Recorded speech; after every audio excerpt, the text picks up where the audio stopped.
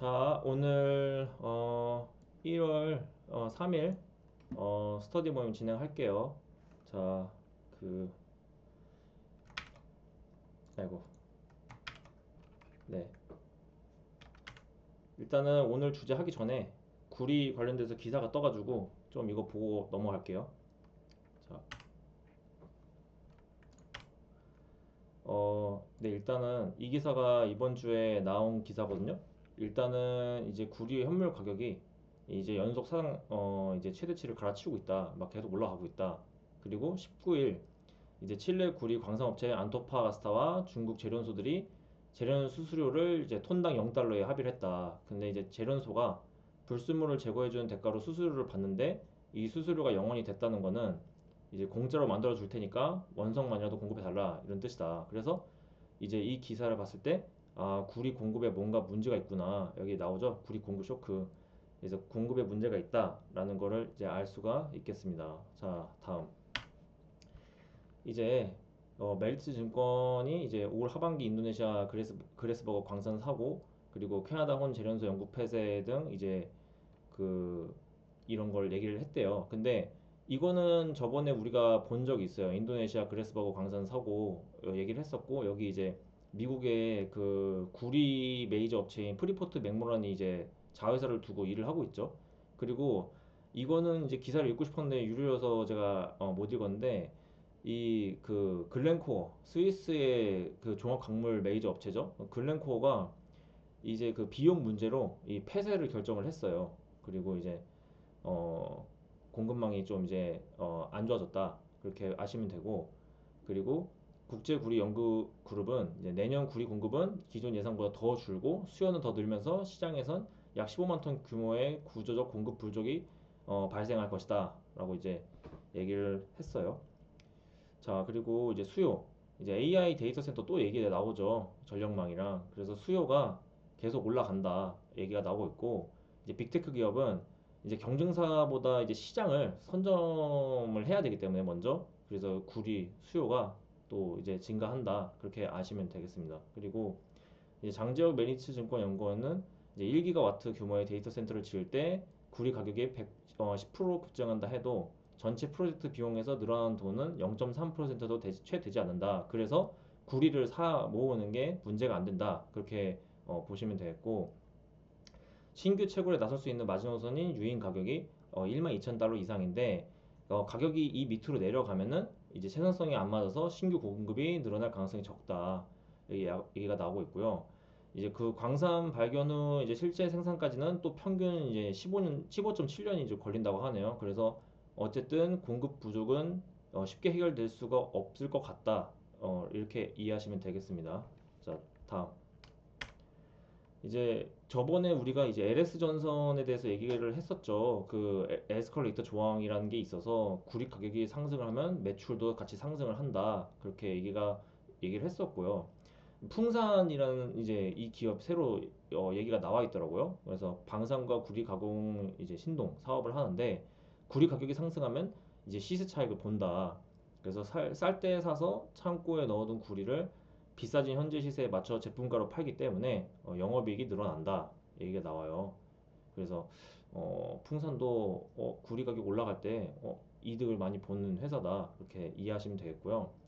이제 AI 데이터 센터용 초과압 케이블 그리고 해적 케이블 등 이제 수요가 급증한다 얘기가 나와요. 자, 다음. 이 기사는요. 이 앞에 이, 이 부분 있죠? 재련 수수료가 톤당 0달러에 이제 합의가 됐다. 이것 때문에 제가 가져온 거고요. 자, 정제련 수수료란 정제련소들이 정광을 재련하고 정제하면서 받는 수수료를 말하며 정제련소 수입의 약 3분의 1을 차지한다. 그렇게 얘기가 나와요.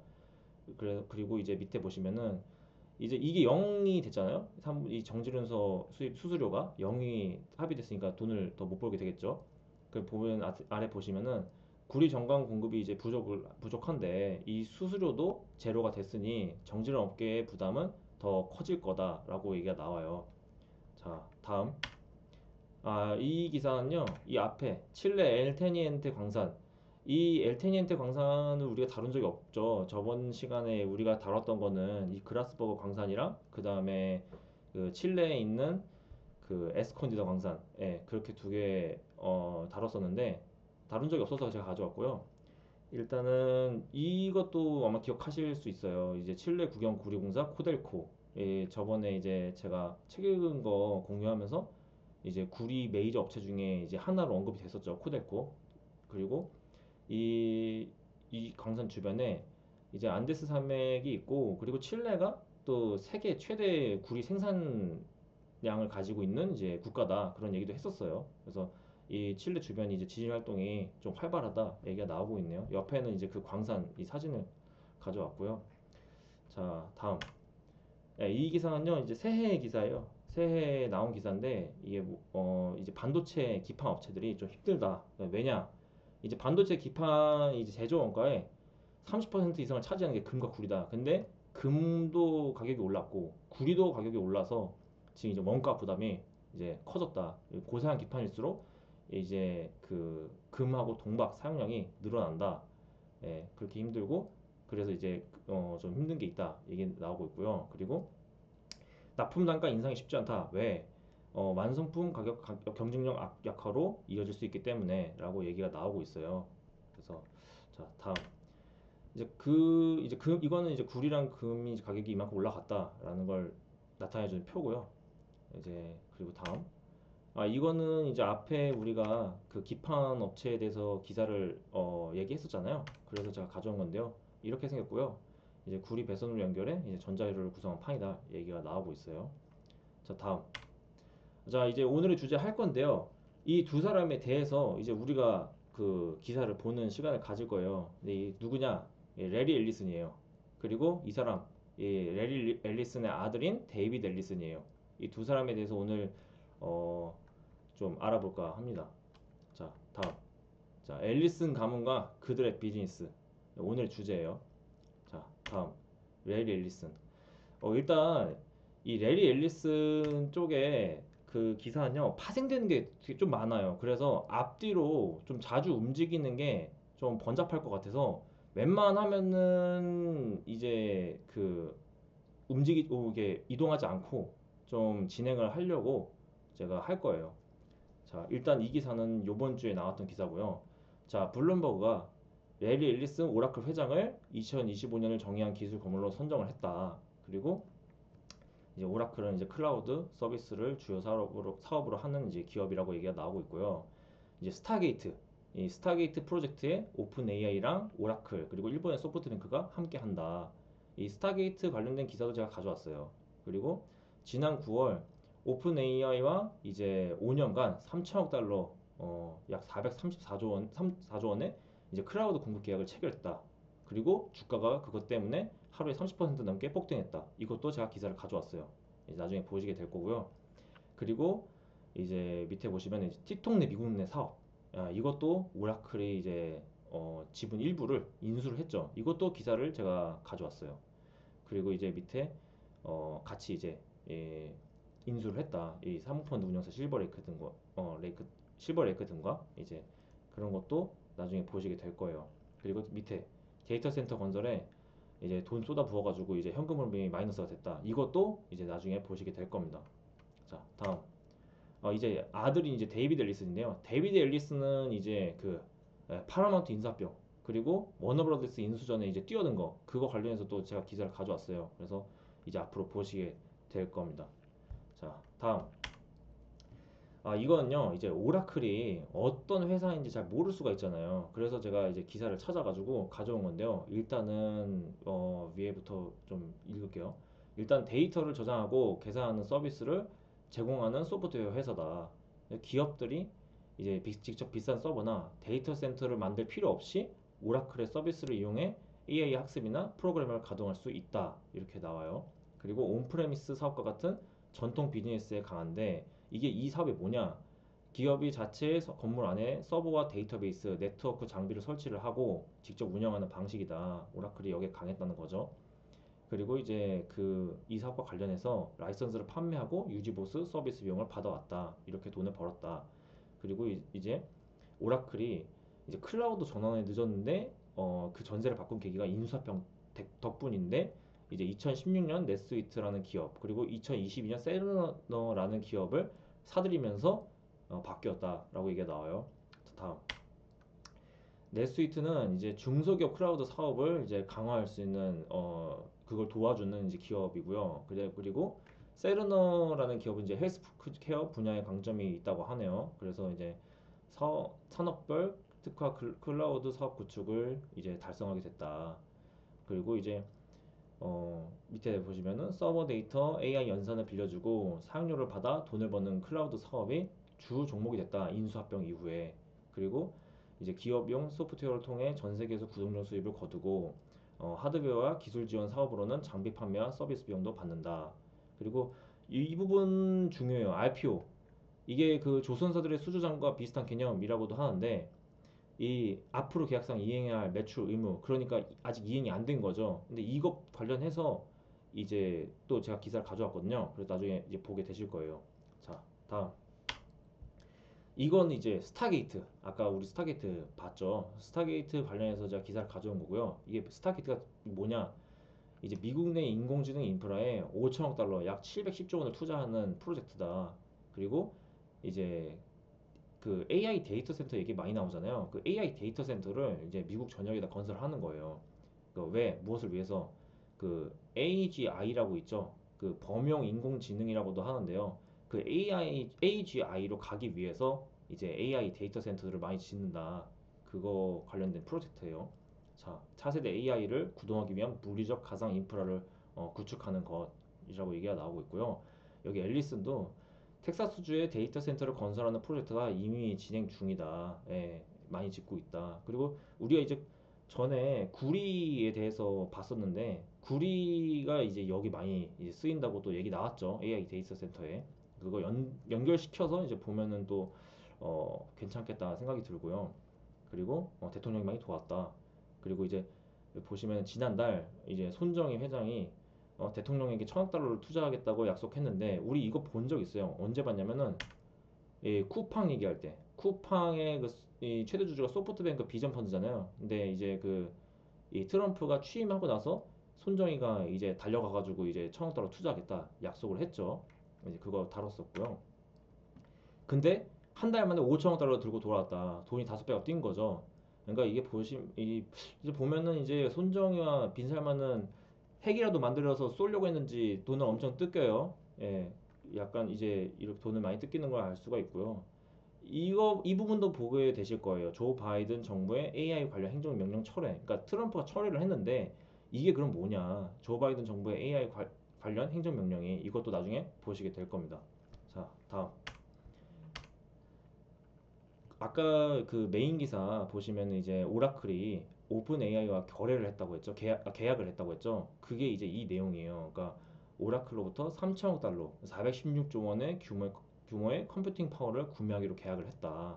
그리고 이제 약 400만 가구가 사용하는 전용량에 해당하는 4.5 기가와트의 전력 용량을 필요로 한다. 전기를 엄청 쓰게 된다라고 이렇게 이해하시면 될 것 같아요. 자, 다음. 이 기사는 이제 이 앞에 계약을 맺었다라는 것 때문에 제가 가져온 거고요.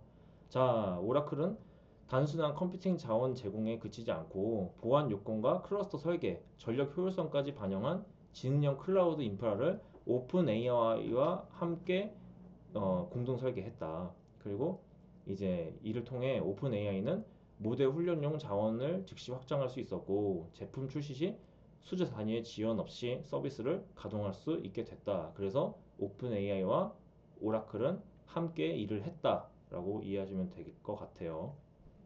다음. 네, 오라클 주가 이 폭등한 거 아까 그 메인 기사에 또 나왔죠. 그래서 이거 가져온 기사고요. 자, RPO가 이 잔여 이행 의무가 이제 359% 전년 동기 대비 359%나 급증을 했다. 그리고 이제 오프라가 이제 깜짝 스타가 된 건 이제 스타게이트 프로젝트 덕이 크다. 예, 여기 이제 소프트뱅크랑 오픈 AI랑 같이 들어가서 일을 하는 거죠. 그리고 이제 보시면은 여기 이제 클라우드 3대장이 아마존 웹 서비스, 마이크로소프트 애저, 구글 클라우드 이렇게 나와요. 근데 이제 여기 밀려서 존재감이 없었던 거죠. 이제 그 오라클이. 근데 이제 좀 오라클이 힘이 세지고 있다. 그렇게 이해하시면 되겠고요. 밑에 이 블룸버그 인텔리전스의 아누라그 라나라는 사람이 또 RPO 이거에 대해서 얘기를 해요. 그 어떻게 이행할 것이냐. 그리고 자본 조달 문제가 향후 쟁점이 될 거 이렇게 얘기를 하고 있어요. 이거 나중에 또 기사에서 다루게 될 거예요. 자, 다음. 자, 앨리스 가문. 여기서 중요한 건요. 이 핵심 참모가 발언한 거죠. 레리는 워싱턴 내부에서 미국의 그림자 대통령이라 불릴 정도로 막대한 영향력을 행사한다. 이 부분 중요할 것 같고요. 뭐 데이비드 앨리슨이 밑에서 이제 그 워너브라더스 디스커버리 인수전 뛰어들고 이제 막 이렇게 미디어 업계에서 이 힘을 발휘를 하려고 하는 게 이제 얘기 나오고 있고요. 밑에 보시면은 앨리슨 가문은 21세기 미국에서 관심과 데이터를 독점하려 한다라고 또 얘기가 나와요. 이 부분이 중요할 것 같아요. 자, 다음. 네, 틱톡. 아까 오라클이 미국 내 틱톡 사업을 어떤 일부 지분을 인수한다 뭐 그런 부분에 대해서 메인 기사에 나왔었는데요. 이거는 이제 미국 내 틱톡이 이 현주소가 어떠냐? 그러니까 일단은 MAU 월간 활성 이용자 수가 1억 3천만 명대다. 많이 사용한다. 그리고 사용자의 65% 이상이 MZ 세대다. 젊은 사람들이 많이 사용한다. 그렇게 우리가 이해할 수 있고요. 틱톡은 이제 알고리즘 기반 개인화 추천 기능과 쇼폼 콘텐츠가 강하다. 그런 강점을 가지고 있다. 그렇게 우리가 알 수 있을 것 같아요. 그리고 이제 이 문제가 중국 정부가 바이트댄스가 이제 틱톡의 모회사거든요. 바이트댄스를 통해서 틱톡의 사용자 개인정보에 접근을 하고 간첩 및 감시 작전을 수행할 수 있다는 그 안보가 우려된다. 뭐 그런 문제 이게 그런 문제가 이제 제기된다. 그렇게 이해하시면 될 것 같고요. 그리고 이제 미국 의회는 그래서 틱톡 금지법을 제정을 했죠. 지난 4월에 제정을 했고 이것도 제가 기사를 가져온 게 있어요. 나중에 보게 되실 거예요. 그리고 다음. 자, 틱톡. 결국 미국이 이제 가져갔죠. 이제 틱톡은 미국인들이 운영한다. 이 트럼프가 한 말이에요. 그리고 이제 그 인수하는 주체로 누가 들어가냐? 오라클, 실버레이크, 중동투자펀드인 MGX 이제 45%를 이제 확보할 거고 바이트댄스는 20% 미만만 가져가라 이렇게 얘기를 했죠. 그래서 19.9%를 이제 가져갈 거예요. 나머지 35%는 바이트댄스 투자자들과 신규 투자자들이 이제 보유를 한다. 그리고 이 회사의 과반수 역시 이제 미국인 이사로 구성해야 한다. 이렇게 나와요. 그리고 실버레크는 어떤 회사냐? 이제 글로벌 기술 투자 전문 사모펀드다. 이렇게 설명이 나오고 있고요. MGX는 아부다비 국부펀드와 아랍에미리트 대형 기술 기업 G42가 지난해 공동 설립한 신규 투자사다. 그래서 이 셋이서 이제 지분을 가져간다라고 이해하시면 되겠습니다. 자, 다음. 이거는 위에 언급된 그 자료의 표인데요. 일단 기존에 바이트댄스가 모회사로서 소유를 했죠. 틱톡 내 미국 사업권을. 이거 이제 뺏긴 거예요. 뺏겨가지고 20% 미만의 지분을 보유해서 19.9% 가져가고 나머지 오라클 15%, 실버레이크 15%, 그리고 MGX 15%, 그리고 나머지 35%는 바이트댄스 투자자 및 신규 투자자가 이제 가져가는 이제 비율 그걸 이제 표로 나온 거죠. 이제 이게. 자, 다음. 자, 이제 그 여기서는요 중요한 게 이 CDS 스프레드 이게 중요할 것 같아요. 일단 기업이 부도가 날 경우 손실을 보상해주는 파생 상품이 CDS이고 스프레드는 이 보험 상품의 보험료에 해당한다. 스프레드가 넓어지면 시장이 그 기업의 부도 가능성을 더 높게 본다는 뜻이다. 이렇게 얘기가 나오고 있고요. 근데 이제 오라클의 CDS 스프레드가 이제 10월 말에서 현재 2배 이상 확대가 됐다. 그리고 12월 5일에는 더 올라갔다. 금융위기 이후 최고 수준이다. 이제 오라클의 재무 상황이 좀 좋아지지 않 이제 안 좋아 나빠지는 이제 방향으로 가는 거죠. 나빠지는 방향으로. 그리고 오라클의 부채 비율이 462%인데 구글, 아마존, 메타 등 이제 클라우드 기업들은 50% 이하이다.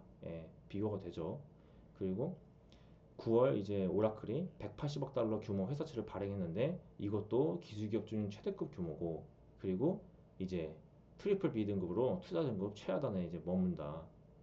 그렇게 얘기가 나와요. 다음. 자, IPO 얘기 또 나오죠. 이미 체결된 계약 가운데 아직 매출로 인식되지 않은 미래 의무 금액을 뜻한다. 이 IPO. 그리고 오픈 AI와 계약을 체결하면서 이 IPO가 40% 폭증을 했고 10월에는 5천억 달러 돌파했다. 그리고 월가에서는 이 계약이 실제 현금 매출로 이어질 수 있는가 의문을 계속 제기하고 있는 거죠. 그리고 고객이 계약을 취소하거나 인프라 사용량이 예상보다 적으면 오라클만 막대한 설비 투자 부담을 떠안게 된다. 얘기가 나와요. 위험하다는 얘기겠죠. 자, 최근 12개월 자유현금 흐름은 60억 달러 적자다. 이 자유현금 흐름이란 회사가 사업을 통해 벌어들인 현금에서 설비 투자 등 필수 지출을 제외하고 실제로 손에 남는 현금을 의미한다. 근데 이게 마이너스잖아요. 지금 60억 달러 적자라고 하니까 이 마이너스라는 거는 회사가 사업을 돌릴수록 오히려 현금이 줄어들고 있다는 뜻이다. 돈을 잘 못 벌고 있다. 예, 그렇게 이해하시면 될 것 같아요. 자, 다음. 네, 여기서 중요한 건요. 이 오라클의 투자 파트너인 블루아울 캐피털이에요. 이 블루아울 캐피털이 이제 텍사스 뉴멕시코주의 데이터 센터 프로젝트에 참여를 해서 그쵸? 핵심 재무 후원자 역할을 해온 회사라고 하죠. 특수 목적 법인을 설립해서 데이터 센터를 소유하고 이걸 오라클한테 장기 임대를 해온 거죠. 근데 이제 여기 미시간주 설린 타운십에 건설 중인 이 데이터 센터 프로젝트에 투자하지 않겠다라고 얘기를 한 거예요. 그리고 왜냐? 오라클의 재무 상황이 좋지 않다. 금리 등의 더 불리한 조건을 요구하고 이제 수익성이 떨어졌다. 얘기가 나와요. 자, 다음. 자, 이 SPB 얘기가 또 나오죠. 이것도 중요한 것 같아요. 자, 보시면은 빅테크 기업이 이 특수목적 법인을 만들면 핌코, 블랙롱, 아폴로, 블루아울, JP모건 등 월가 금융사들이 이들 특수목적 법인이 발행한 주식이나 채권을 매입하는 방식으로 자금을 지원한다. 그리고 이런 방식이 재무제표 외 금융거래 이제는 금융거래가 이제 기업의 재무제표상 실적도 철저보다 좋아 보이게 하는 효과가 있고 빅테크 입장에서는 이제 신용등급 하락을 피할 수 있다. 근데 AI 투자 위험을 숨기는 용도로 악용될 수 있다라고 얘기가 나와요. 자, 다음. 자, 오라클이 이제 이런 복잡한 금융 구조를 가장 적극적으로 활용했다고 얘기가 나오고 있고요. 이 특수목적 법인을 통해서 660억 달러, 약 96조 원을 또 차입을 했다. 얘기가 나와요. 그리고 이들 데이터 센터는 각 특수목적 범인이 소유하고 오라클은 이제 데이터 센터를 임대하는 방식이다. 근데 이제 돈을 빌려준 투자자는 이제 채무 불이행이 발생을 하면은 실물 자산에 대해서만 청구권을 행사할 수 있고 오라클에는 상환 책임을 물을 수 없다라고 나와요. 그러니까 문제가 좀 있는 거죠. 이 구조가. 자, 다음. 이건요. 아까 기억하실지 모르겠는데 조 바이든 대통령이 했던 행정명령을 이제 트럼프가 철회를 했잖아요. 그거 관련해서 이제 제가 가져온 기사예요. 자, 그러면 조 바이든이 내렸던 행정명령이 뭐냐? 이제 기업들은 국가 안보, 경제, 공중보건 등에 큰 영향을 미칠 수 있는 AI 모델은 개발 훈련 단계부터 정부에 통보해야 되고 정부가 꾸린 검증 전문가 팀인 레드팀의 안전 테스트를 받아 그 결과를 정부에 보고해야 한다. 그리고 국방물자 생산법까지 동원을 했다. 얘기가 나와요. 자, 다음. AI 생성 콘텐츠 워터마크와 인증 마크에 대한 표준 및 모범 사례를 수립하는 내용도 담겼고 기업들은 AI 개발 훈련에 개인정보를 마구잡이로 사용하는 것을 규제하기 위한 지침을 만들어야 하며 AI 때문에 일자리를 잃는 노동자를 지원할 방법도 연구해야 한다. 자, 이렇게 보면 이제 조 바이든 정책은 이제 AI 기업들을 굉장히 옥죄는 이제 그런 색깔이 있다. 그렇게 알 수 있고요. 이걸 트럼프가 다 철회해버린 거죠. 없애버린 거죠. 그러면 트럼프의 정책은 AI 기업이 굉장히 이 파워가 세지겠죠. 그런 차이가 있는 거를 이게 아시는 것도 좀 흥미로울 것 같아요. 자, 다음. 자, 이제 아까 틱톡 금지법에 대해서 얘기를 했죠. 이것도 바이든 대통령이 했던 거예요. 자, 이게 뭐냐? 270일 내에 틱톡 미국 사업을 이제 매각할 것을 요구하는 거고 대통령 권한으로 90일의 기한 연장을 한 차례 받을 수 있지만 그 이후에도 매각이 이루어지지 않을 경우에 틱톡은 전면 퇴출된다. 이제 폐지시켜버린다. 그 얘기를 한 거예요. 근데 폐지 안 시켰죠. 이게 폐지를 안 시킨 이유가 이제 돈이 되니까 그런 것 같아요. 그리고 개인정보를 이제 중국이 이제 바이트댄스 통해서 미국인의 개인정보를 가져가는데 그걸 이제 미국 정부가 쓰겠다라고 생각도 할 수 있겠죠. 자, 다음. 레리 일리슨이 이제 오라클 운영만 하는 게 아니에요. 이제 예, 유전자 변형, GMO라고도 하죠. 유전자 변형 작물 기업에 거액을 투자했다. 어떤 회사냐? 영국 농생명공학 기업 와일드 바이오 사이언스라는 기업에 이제 6천만 달러 규모를 투자를 했다. 그리고 이제 이 회사가 AI 기술을 활용한 식물 유전자 조작 분야를 전문으로 하는 회사다라고 얘기가 나오고 있고요. 그리고 한 군데가 투자한 데가 더 있는데요. 토니 블레어 전 영국 총리가 설립한 싱크탱크 토니 블레어 연구소에 또 2억 5천만 파운드를 투자했다. 얘기가 나와요. 그래서 이제 앨리슨이 후원한 다음에 이 연구소가 이제 AI와 관련해 이전보다 더 기술 중심적으로 변모를 했고 AI 여기 유전자 편집 나오죠. 또 유전공학 얘기도 나오죠. 이 전반을 홍보하는 보고서들을 발간을 해왔다. 얘기가 나오고 있어요. 그러니까 앨리슨이라는 이 사람이 이 GMO에도 굉장히 관심이 많다. 이 유전자 변형 여기에도 관심이 많다. 이런 거를 알 수가 있는 기사죠. 자, 다음. 자, 그 전직 연구소 직원들의 대화에 따르면 그들의 업무는 이 레리슨과 그 다음에 이제 토니 블레어겠죠. 오라클 서비스를 명시적으로 홍보하고 판매 엔진 역할을 하는 것부터 잠재적으로 해롭거나 현지 실정과 동떨어진 기술 솔루션을 권장하는 것까지 이제 다양했다. 이게 문제가 좀 있어 보이죠. 그리고 이제 옥스퍼드 대학교에서 창업한 와일드 바이오 사이언스는 앨리슨의 6천만 달러 투자 이전에는 대차 대조표가 750만 파운드에 불과한 소규모 회사였다. 근데 바뀌었다라는 거겠죠. 이제 더 많은 자금을 활용해 더 많은 유전자 변형 작물을 생산할 수 있게 됐다. 그래서 저는 이제 이 개인적으로 이 앨리슨이 이 GMO 이런 쪽 사업을 하는 거에 대해서 그렇게 좋게 생각하진 않아요. 일단은 유전자 변형 작물이 인간에게 어떤 영향을 끼치는지 알 수 없다고 하더라고요. 예, 그래서 어, 이렇게 아시면 되겠습니다. 자, 다음. 이제 데이비드 앨리슨인데요. 예, 아들이죠. 아들은 사업하는 게 좀 달라요. 자, 예, 일단 파라마운트 인수. 이 데이비드 앨리슨이 스카이댄스를 창립한 사람이에요. 그리고 이 스카이댄스가 파라마운트를 먹었죠. 파라마운트 글로벌과 그 자회사를 인수했다. 예. 그리고 파라마운트 글로벌이 CBS 이게 언론사죠. CBS를 가지고 있다. 이 부분 좀 이제 좀 중요할 것 같아요. CBS를 가지고 있다. 예. 그리고 나오죠. 레리 릴리스 오라클 회장의 아들이다. 예. 다음. 다음. 이 기사는요. 이것 때문에 가져온 거예요. 더 레이트 쇼 위드 스티븐 콜베어 페지 이것 때문에 제가 가져온 거거든요. 근데 보시면은 이제 이 사람이 10년간 이 레이트 쇼를 진행을 해온 사람이고요. 이 뒤에 있는 이 사진에 보이는 사람이요. 그리고 이제 이 사람이 이제 보수 진영 정치인과 유명인에 대한 풍자로 이제 인기를 얻은 사람이에요. 근데 이제 트럼프가 이제 콜베어가 해고된 것이 정말 기쁘다. 그의 재능은 시청률보다 훨씬 떨어진다 얘기하니까 여시나 드세요라고 얘기한 거예요. 이제 잘렸죠. 왜냐면 이제 이 CBS 방송이 파라마운트에 소속돼 있고 그게 이제 스카이댄스한테 넘어간 거잖아요. 이제 그 데이비드 앨리슨이 이제 트럼프의 이제 측근에도 속하는 사람이니까 잘린 거죠. 자, 다음. 이제 CBS 이제 보시면은 이제 CBS 뉴스 1억 6천만 달러 합의금 지불키로 했다고 나오잖아요. 이것 때문에 제가 가져온 기사고요. 이제 이거 왜 이렇게 트럼프랑 싸웠냐? 이제 여기 간판 프로그램인 60분이 민주당 후보 카말라 해리스 전 부통령에 유리하게 방송을 편집해 송출했다. 그래서 트럼프가 소송을 걸어버린 거예요. 200억 달러 내놔라. 이제 손해배상 청구한 거죠. 27조 5,660억 원. 근데 이제 이 언론사가 사과 유감 표명은 이제 안 하고 트럼프 대통령 도서관 건립에 이제 사용하려고 돈을 낸 거죠. 그리고 결국에 이제 무릎 꿇은 거죠. 그리고 이제 다음.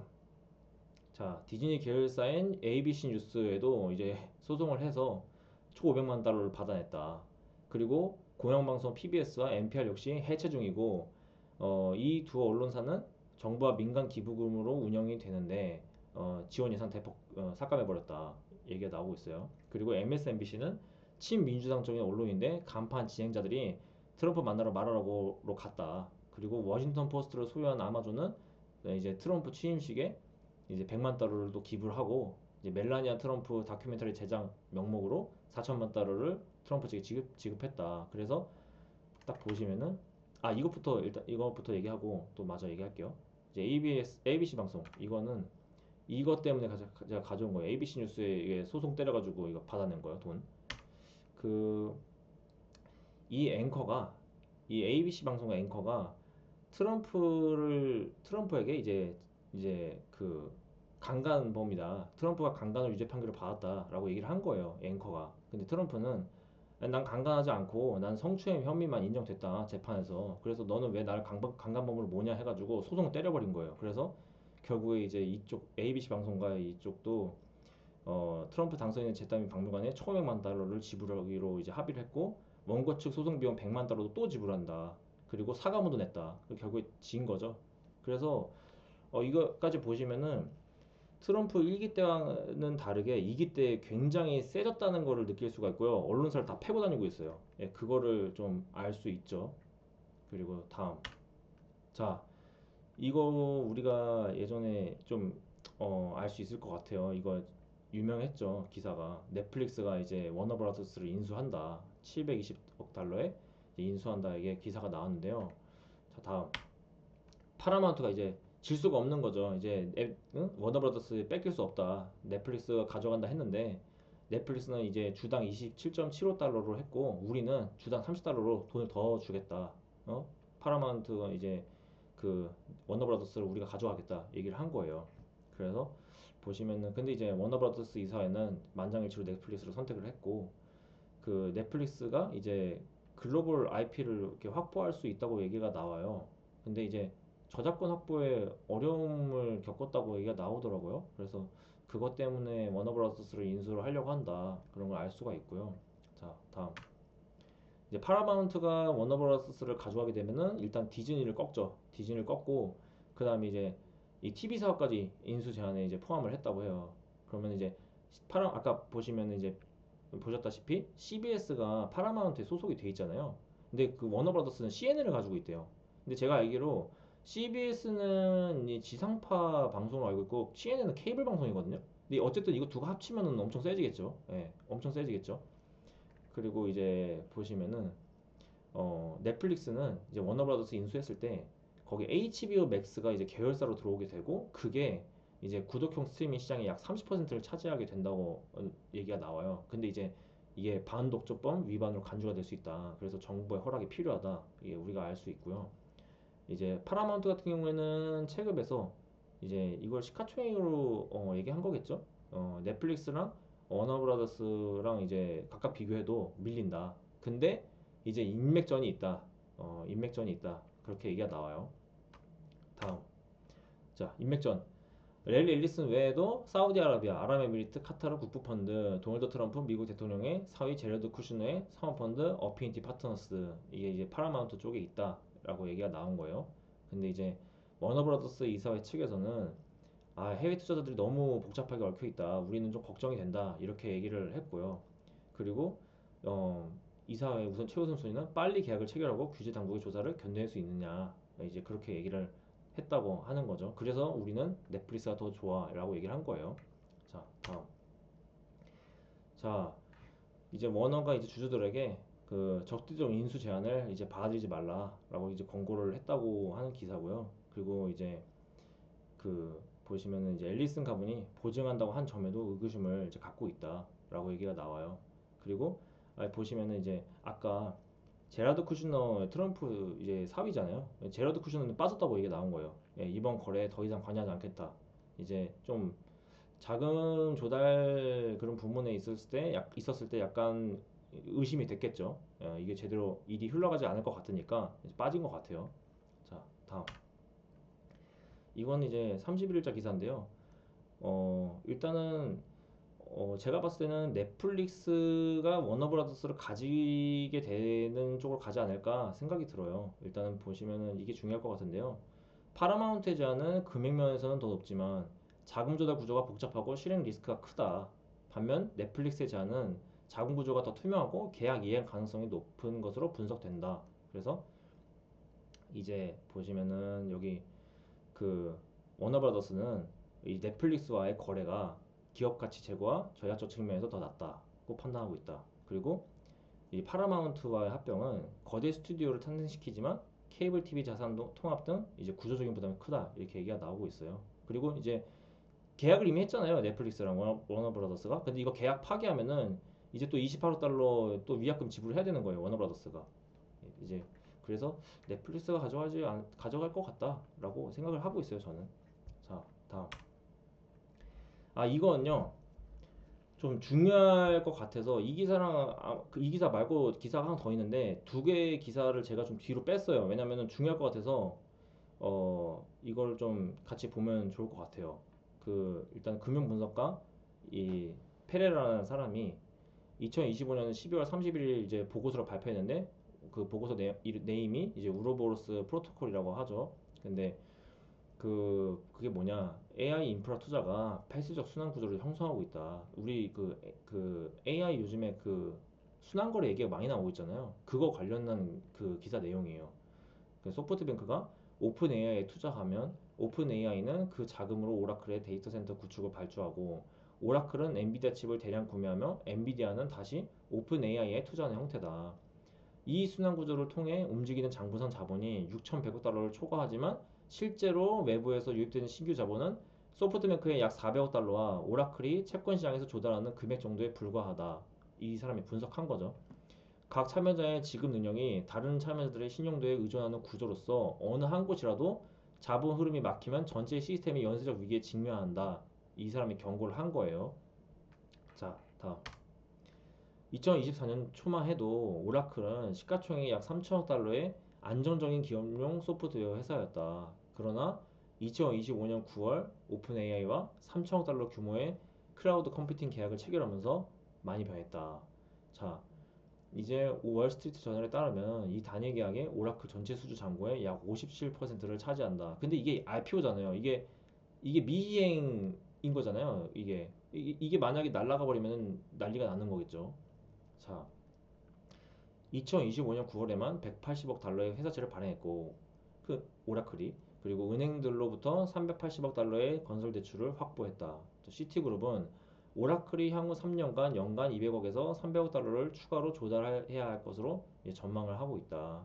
그리고 자, 오라클의 부도 위험을 나타내는 지표가 아까도 이거 나왔었죠. 2025년 초 대비 3배 이상 상승해 2008년 금융위기 이후 최고 수준을 기록했다. 그리고 모건 스탠리와 바클레이즈는 고객들에게 오라클 신용 악화에 대비한 해지를 권고하고 있으며 바클레이즈 애널리스트는 오라클의 신용 상황이 개선될 길을 보지 못했다고 공개적으로 밝혔다. 오라클에 투자하는 것 상당히 위험하고 오라클 지금 건전한 상태로 가고 있지 않다라고 이제 그렇게 이해하시면 될 것 같아요.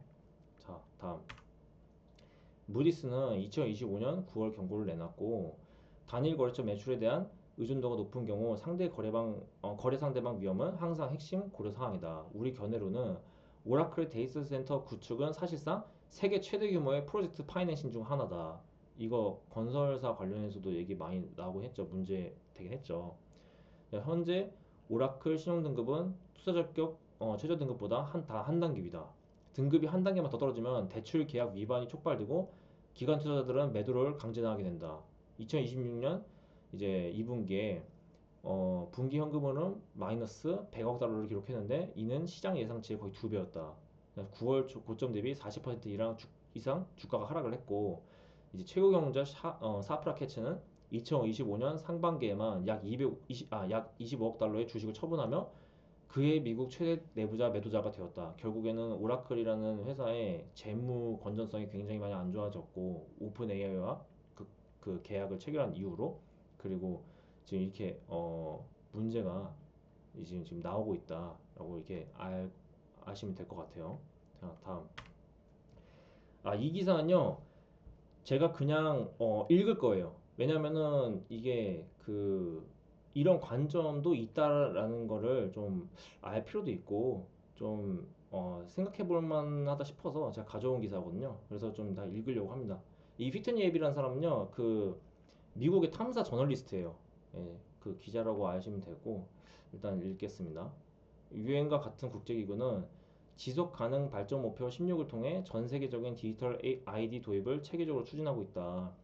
영국의 브리카드와 같은 중앙 집중식 모델이 대중의 반발을 불러일으키자 설계자들은 공급업체에 구애받지 않는 시스템을 대안으로 제시하고 있다. 이 방식은 여러 민간 공급업체를 통해 분산된 것처럼 보이지만 실제로는 모든 공급업체가 동일한 국제 표준을 따르도록 하여 생성된 데이터를 상호 운용 가능한 단일 데이터베이스로 통합하려는 전략이다. 디지털 아이디라는 기반 인프라 위에는 경제적 통제와 사회적 통제라는 두 개의 강력한 엔진이 장착된다. 블랙록의 레리 핑크는 모든 것의 토큰화라는 의제를 공공연히 밝히고 있다. 이는 부동산이나 금을 넘어 아마존 열대우림과 같은 자연세계까지 금융자산으로 전환하려는 계획으로 지구상의 모든 것을 보편적 디지털 원장에 기록하고 각각의 고유 식별번호를 부여하는 것을 의미한다. 중앙은행 디지털 화폐는 이러한 경제 통제의 완벽한 도구로 정부는 이를 통해 개인의 자산을 실시간으로 감시하고 압류할 수 있으며 특정 품목의 구매를 제한하거나 유효기간을 설정하는 등 소비 행동을 직접 통제할 수 있다. 다음, 세계 최대 스테이블 코인 발행사인 테더는 FBI와 비밀 경호국을 자사 플랫폼에 연동시켰고 정부 요청에 따라 사용자 자산을 동결시킨 전례가 있다. 이는 민간 기업이 정부와 협력하여 중앙은행 디지털 화폐와 동일한 통제 기능을 수행할 수 있음을 보여준다. 디지털 아이디는 개인의 금융 활동과 사회적 행위 프로필을 연결하는 마스터 키 역할을 하며 이 모든 정보는 AI에 입력되어 분석된다. AI는 대규모 감시 데이터를 분석하여 개인의 미래 행동을 예측하는 예측 분석과 예측 치환에 활용되는데 마이너리티 리포트 생각하시면 될 것 같아요. 영화. 이는 범죄가 발생하기도 전에 알고리즘의 판단에 따라 개인의 자유를 박탈하는 사전 범죄 시스템을 이어질 수 있다. 스프레드폴과 같은 회사가 개발한 알고리즘 중 일부는 동전 던지기보다 정확도가 떨어지는 것으로 입증되었음에도 불구하고 시스템 도입은 계속되고 있다. 이쪽으로 계속 간다는 거죠. 자, 다음. 오라클 창립자 레리 앨리슨. 레리 앨리슨 나와서 사실 그 가져온 기사이기도 해요. 레리 앨리슨이 밝힌 바에 따르면 이 감시 시스템의 궁극적 목표는 시민들이 항상 감시당하고 있다는 사실만으로 자발적 복종을 이끌어내는 것이다. 지배를 하는 거죠. 전미 국무장관 헨리 키신저와 전 구글 CEO 에릭 슈미트는 저서 AI 시대에서 AI의 가장 큰 영향력이 인간의 인식을 조작하는 데 있다고 주장했다. 그들의 비전에 따르면 AI는 사람들의 현실 인식을 완전히 통제하여 대다수의 인간을 AI가 자신에게 어떻게 작용하는지조차 이해할 수 없는 인지적으로 저하된 상태로 만들 것이다. 이러한 복잡한 시스템은 우연히 생겨난 것이 아니라 피터 틸, 에릭 슈미트, 레리 앨리슨, 일론 머스크, 빌 게이츠와 같은 기술 과도들이 수십 년에 걸쳐 추진해온 계산된 프로젝트의 결과물이다. 이들은 국경을 초월한 CEO 중심의 글로벌 정부를 구상하며 이거 단일 정부 생각하시면 될 것 같아요. 세계 단일 정부. 기술을 통해 인간 한계를 극복하려는 초인간주의적 목표를 공유하고 있다. 이건 트랜스휴머니즘 얘기하는 거겠죠. 그리고 이들이 사용하는 핵심 방법론은 공공민간 파트너십 모델로 정부를 앞세운 정책에 반발에 부딪히면 민간 부문을 전면에 내세워 동일한 목표를 추구한다. 다음. 이들의 의제는 카네기 국제평화재단, 전략국제문제연구소, 외교협회와 같은 싱크탱크를 통해 입법 과정에 직접적인 영향력을 행사한다. 이들 싱크탱크는 과도 세력의 자금 지원을 받아 사회 통제에 필요한 법안들을 미리 작성하고 로비스트를 통해 정치인들에게 전달한다. 정치인들은 이들이 제공한 법안을 그대로 통과시키는 역할만 수행할 뿐이며 이로 인해 민주적 절차는 사실상 무력화되고 있다. 그리고 이 모든 통제 시스템이 궁극적으로 향하는 곳은 인류 자체의 본질을 바꾸려는 포스트 휴먼 미래다. 일부 기술 과도들은 보통 인간을 더 우월한 AI를 탄생시키기 위한 시동장치 정도로 간주한다. 그들의 최종 목표는 기술을 통해 영생을 얻어 스스로 신이 되는 것이며 나머지 인류는 그들의 실험을 위한 데이터 공급원이자 통제 대상으로 전락하게 된다. 자, 이 기사는요. 이 기사랑 그 관점이 비슷한 책도 있고 이제 좀 얘기가 나오는데 사실 주류 언론은 좀처럼 얘기를 하지 않는 관점이기도 하죠. 근데 한번 뭐 이렇게 실제로 이루어진다까지는 몰라도 아 이렇게 될 수도 있겠구나 뭐 이렇게 한번 생각해 보는 볼 가치는 있는 것 같아요. 그래서 제가 이걸 가져왔고요. 자 이제 제가 이 오늘 모임에서 준비한 자료는 여기까지고요. 네, 새해 복 많이 받으시고 그리고 저는 다음 주에 또 흥미로운 경제 기사로 스터디 모임 진행하도록 하겠습니다. 네, 감사합니다.